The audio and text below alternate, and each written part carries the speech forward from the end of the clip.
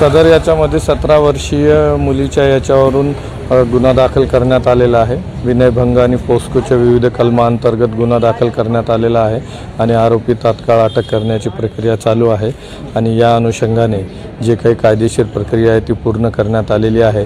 याला कोणत्याही प्रकारचं वेगळं वळण देण्याचा प्रयत्न बीड शहरवासियांनी करू नये अशी बीड शहर पोलिसांतर्फे मला त्यांना विनंती आहे आणि शांततेचं आवाहन मी पोलीस निरीक्षक शिवाजीनगर म्हणून त्यांना करतो। काही पथक रवाना करण्यात आले? यस, त्याच्यासाठी 4 पथक वेगवेगळ्या ठिकाणी रवाना करण्यात आलेले आहेत आणि त्यांना काही मदत करणाऱ्या लोकांनाही आम्ही ताब्यात घेऊन कडक विचारपूस करत आहोत आणि लवकरात लवकर आरोपी आम्ही अटक करूया।